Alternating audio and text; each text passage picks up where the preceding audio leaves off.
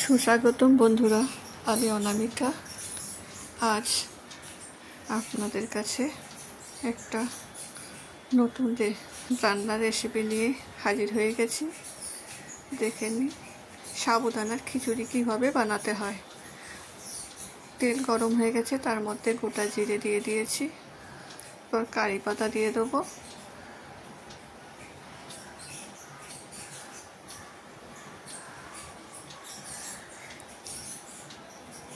আপনারা যদি ঝাল পছন্দ করেন তাহলে কাঁচা লঙ্কা কুচি করে দিয়ে দেবেন।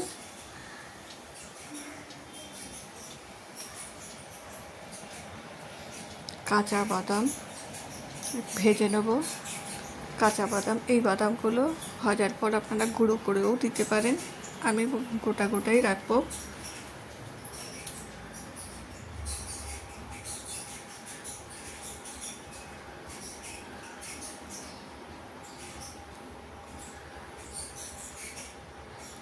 বাদামগুলো ভাজা হয়ে গেলে সেদ্ধ আলু কেটে রেখেছিলাম সেগুলো দিয়ে দেব। একটু লাল লাল করে ভেজে নেব।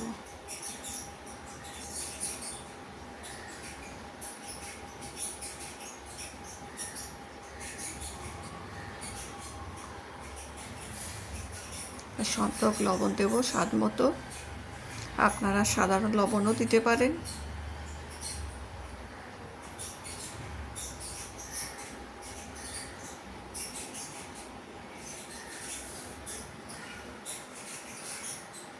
গোলমরিচ গুঁড়ো দিয়ে দেবো।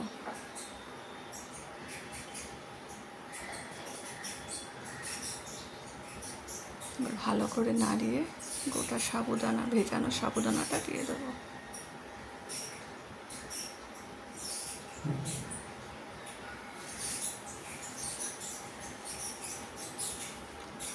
আর লেবুর রসটা চিপে দিয়ে দেবো। গ্যাসের ফ্লেমটা কিন্তু একদম লোতেই রাখবেন, নইলে সাবুদানাগুলো চিপকে যাবে।